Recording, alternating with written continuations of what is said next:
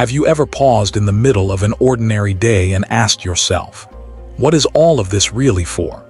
The routine, the struggles, the laughter, the tears. We run through the motions of living, but rarely do we stop long enough to ask the question that could change everything. Why am I here? This question is not about a grand theory or some distant philosophy. It is the whisper that appears when you feel both the weight and the mystery of existence. It's that quiet voice when you're lying awake at night, or when you watch the sunset fade into the horizon, reminding you that time is slipping by, whether you notice it or not. Buddhism calls this the beginning of awakening, not a supernatural event, but a moment of clarity. A sudden awareness that life is more than chasing after comfort and running from discomfort, more than achievements, possessions, or the roles we play. Underneath all of it, something deeper is asking to be seen, and perhaps this question doesn't demand an immediate answer. Instead, it invites you to sit with it, to let it guide your steps. Because once you allow the question to open in your heart, you begin to notice how fragile life is, and yet how limitless its depth can be. Every wrinkle on an elder's face tells a story. Every silence between words carries meaning. Every breath you take is a chance to touch the truth that has always been here. This is where Zen wisdom begins, not with complicated doctrines, but with the courage to face life directly just as it is. So as we begin this journey together, I invite you to lean in, to listen not only with your ears, but with your whole being. What if the key to peace, joy, and freedom is not somewhere else, but right here, hidden in plain sight? The question is waiting. The answer is already within you. When you dare to ask the question, why am I here? Life responds not with words, but with the undeniable rhythm of impermanence. Think of the last time you noticed how quickly a moment slipped away. The warmth of morning sunlight on your skin gone as the clouds rolled in. A conversation with someone you love ending before you were ready. Even the sound of your own laughter, echoing for only a breath before dissolving into silence. This is impermanence, an ancient truth, yet one we often resist. We want the good moments to stay forever and the painful ones to disappear instantly. But life doesn't bargain. Everything that arises must fade, everything that is born must pass away. Imagine holding a flower in your hand. Its colors are vivid, its fragrance delicate, and for a brief moment it feels eternal. Yet from the instant it blossoms, it carries within itself the certainty of withering. Does that make it less beautiful, or does it make it infinitely more precious? Impermanence is not meant to frighten us. It is a mirror reflecting the raw beauty of existence. Without it, there would be no growth, no transformation, no awakening. The child becomes an elder, the seed becomes a tree, and the pain of loss softens into wisdom. Zen masters remind us, to see impermanence clearly is to live fully. It is not about clinging desperately to what you love, nor pushing away what you fear. It is about meeting each moment as it comes, knowing it will never come again. So the next time you feel the urge to hold on tightly, pause. Instead of grasping, open your hands. Instead of fearing the end, witness the miracle of what is unfolding right now. Because impermanence is not your enemy, it is the very reason life is alive. And if you allow this truth to sink into your heart, you begin to see that change is not something to resist, but the very path to freedom. When we open our hearts to impermanence, something else often rises to the surface: regret. It is that heavy ache of what could have been. The words we never spoke, the choices we avoided, the relationships we let slip away. Regret clings to the past, whispering, if only things had been different, I would be free. But here's the paradox. Regret is also impermanent. It appears, it burns within us, and if we allow it, it too can dissolve. The problem is that we often feed it instead of releasing it. We replay the same scenes, the same mistakes like a broken record, until the weight becomes unbearable. Yet Buddhism offers a different way. Rather than treating regret as a prison, we can use it as a teacher. Every wrong turn in our lives has pointed us toward greater awareness. Every failure has carried within it the seed of wisdom. The very sting of regret is proof that we are alive, awake, and capable of choosing differently. Imagine holding a stone in your hand. If you cling to it, the longer you grip it, the heavier it feels. But the moment you open your palm and let it fall, you realize you were never chained to it. The same is true of regret. It is not here to punish you, but to remind you that your life is still unfolding and every breath is a new chance. Instead of asking, "Why did I fail?" ask, "What did this teach me?" Instead of drowning in "I should have," turn toward "Now I will." This shift transforms regret from a burden into a compass, pointing you back to the present where freedom always waits. When you embrace impermanence, even regret becomes lighter. What once felt like a chain becomes a stepping stone. And in that moment, you discover that nothing in your past has the power to define you, unless you choose to carry it forward. After regret has spoken its lessons, many of us are left with something even heavier: self-judgment.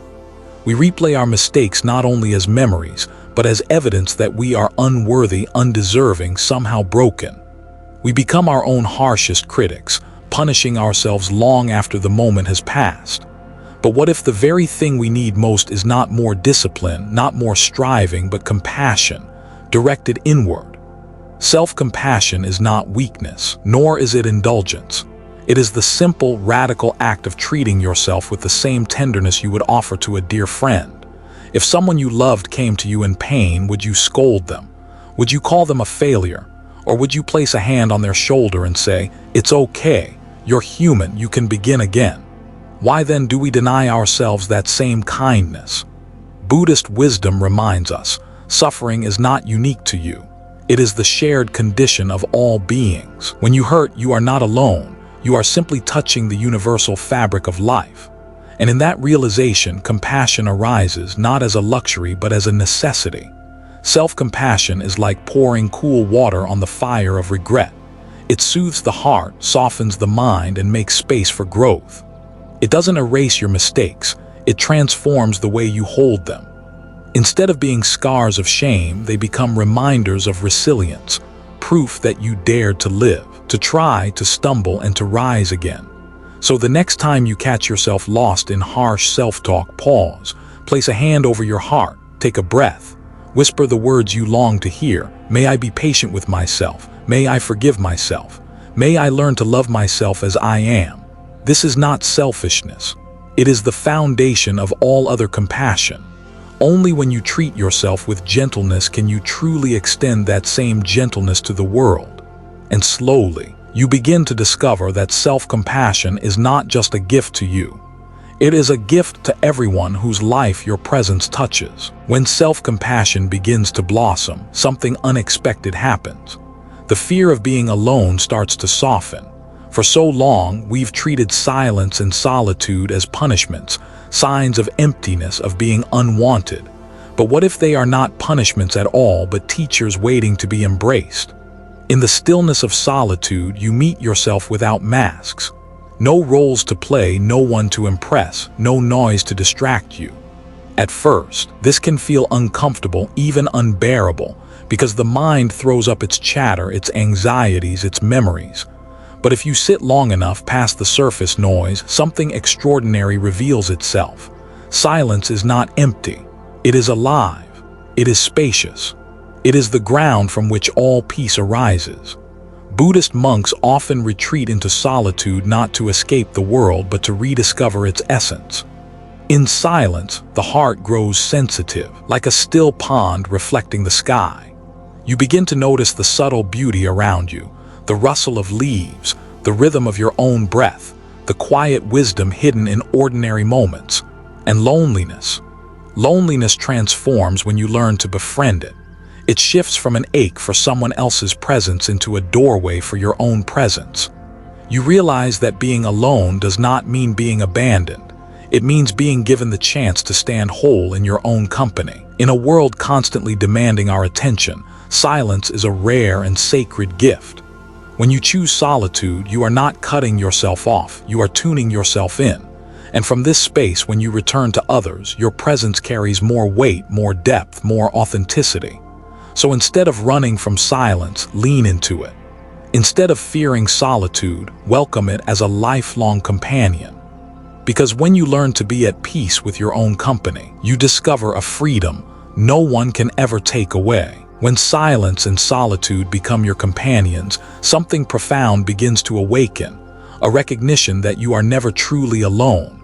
Because even in your quietest moments, life itself is whispering, "You belong. Look around you." The air you breathe was exhaled by trees. The water you drink once fell as rain touched rivers and carried life across the earth. The food on your plate comes from countless hands, farmers, harvesters, workers, and even the unseen forces of sun and soil. Every moment of your existence is supported by countless conditions. This is interconnection, the truth that nothing stands by itself. The Buddha called this interbeing. To be is to be with. A flower is only possible because of the sun, the rain, the earth, and the seed. You too are only possible because of generations before you, because of friends and strangers, because of the universe itself. When you look deeply, you realize there is no separate self, only a vast web of life expressing itself through you. This realization dissolves the ache of isolation. Even when you sit alone, you are sitting with the stars that birthed the atoms of your body, with the ancestors who carried your lineage, with the earth that cradles you in every step. Solitude no longer feels like emptiness. It feels like being held by everything. And from this place of belonging, compassion naturally expands. How could you harm another when their breath is also your breath? How could you despise yourself when you are woven from the same fabric as mountains and rivers? Interconnection is not just philosophy. It is the living truth that transforms the way you walk, speak, and see the world. So the next time you feel small or alone, pause, breathe deeply. Feel the web of life pulsing through you. You are not just a single drop, you are part of the entire ocean. And in that realization, belonging is no longer something you must earn. It is the very nature of your being. When you begin to see yourself as part of the great web of life, something inside you changes. The need to grasp, to prove, to compete begins to soften. Like a fruit hanging patiently on the branch, you realize that your journey is not about rushing, but about ripening. Ripening does not happen overnight. The fruit grows under the quiet patience of sun and rain, through storms and seasons, through heat and cold. And so do we. Every joy you've tasted, every sorrow you've endured, every regret, every act of kindness, all of it is nourishment, slowly maturing the heart into wisdom. The beauty of ripening is that it doesn't erase the scars of life, it transforms them. The lines on an elder's face are not signs of loss, but the written poetry of experience. The tenderness in the eyes of someone who has suffered is not weakness, but the deep fragrance of wisdom that can only bloom through time. In Buddhism, wisdom is not just knowledge in the mind. It is the clarity of seeing things as they truly are. It is recognizing impermanence without fear, embracing suffering without bitterness, and meeting each moment with a heart that knows. This too is part of the path. Think of a mango slowly turning golden or a persimmon sweetening in autumn air. The fruit does not resist the process, nor does it hurry it. It ripens naturally, becoming what it was always meant to be. And so do you. Each stage of your life is not a decline, but a ripening, a chance to let the sweetness of wisdom come forward. When you understand this, aging no longer feels like losing. It feels like becoming. The young may have energy, but the ripened heart carries depth. The world does not only need speed, it needs the quiet, steady nourishment of wisdom. So as the seasons of your life unfold, do not mourn what falls away. Instead, trust in the ripening, because the fruit of your journey is not in what you keep, but in what you have become. Wisdom, like a fruit that has ripened, becomes sweetest when it is shared through practice.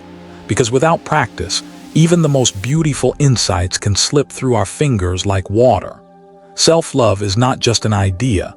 It is something you nurture every day in the small choices you make, in the way you speak to yourself, in the way you breathe through each moment. So how do we bring this love into daily life? First, the practice of mindful breathing. It may sound simple, almost too simple, but when was the last time you truly paid attention to your breath? Each inhale is life entering you, each exhale is release. When regret, loneliness, or fear arise, returning to the breath is like returning home. 3 conscious breaths can soften the heart and remind you that you are alive here now. Second, the practice of gentle words. So many of us carry an inner critic that shouts louder than any friend or stranger ever could. Replace that voice with kindness. Speak to yourself as you would to someone you love, with patience, encouragement, and tenderness. Instead of saying, "I failed again," try, "I'm learning and that's enough." Language reshapes the way you hold your own story. Third, the practice of gratitude. Not the distant kind, but gratitude rooted in the ordinary. The taste of warm tea, the comfort of a chair, the smile of a stranger passing by.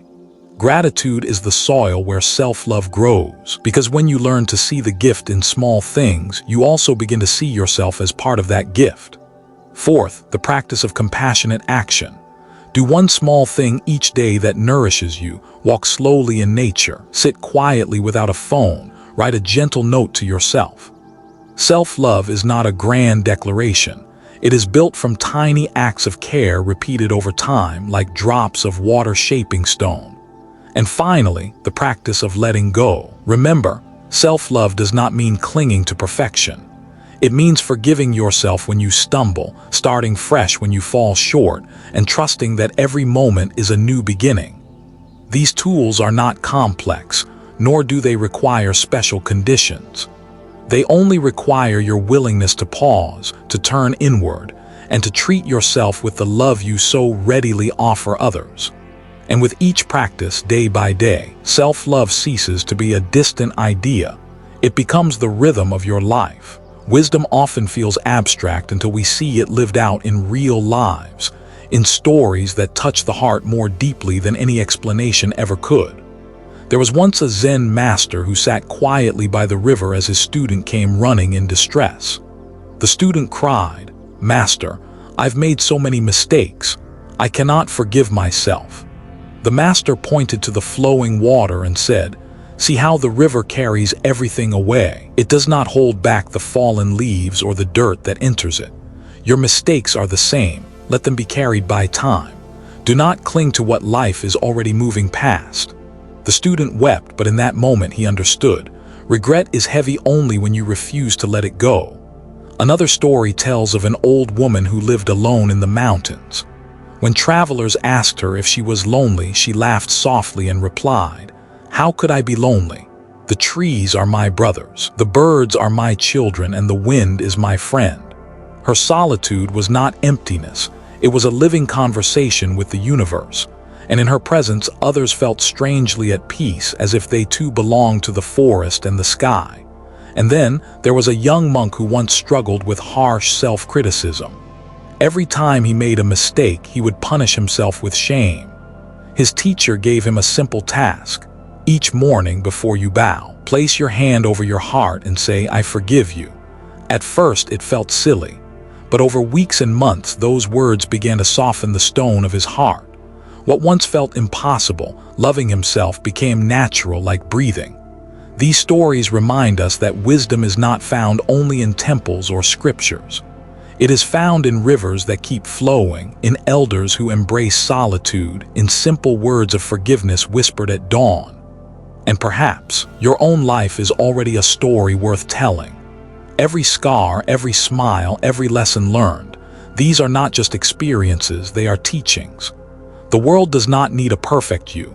It needs your authentic journey, lived fully with compassion and courage. Because in the end, it is not the theories we remember, but the stories that carry the fragrance of truth. And when you live with presence, kindness, and awareness, your very life becomes such a story, one that continues to ripple outward long after the moment has passed. We began with a question, why am I here? And along the way, we touched impermanence, regret, compassion, silence, interconnection, and the slow ripening of wisdom. Each step was not meant to give you all the answers, but to open the doors already waiting in your heart. Perhaps now you see that life is not a problem to be solved, but a path to be walked. A path where every joy and sorrow, every silence and sound, every arrival and departure are threads woven into the same tapestry. And you are not separate from that tapestry, you are the living pattern within it. Self-love is not about vanity. It is the gentle recognition that you, too, are part of this vast universe, worthy of kindness, worthy of care. When you forgive yourself, when you embrace solitude, when you recognize your place in the great web of life, you begin to live not from fear, but from freedom. Buddhism teaches that nothing is ever truly lost. Just as a flame continues when passed to another candle, your love, your wisdom, your presence ripple outward in ways you may never see. Every smile you give, every act of compassion, every moment of awareness leaves a trace that continues beyond you.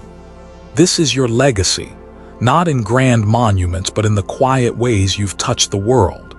And so, as we close this journey together, take a breath. Feel the rhythm of impermanence not as a threat, but as a gift. Feel regret not as a burden, but as a teacher. Feel solitude not as emptiness, but as a companion. And above all, feel your own heart, not as something to fix, but as something to love exactly as it is. The question we began with, "Why am I here?"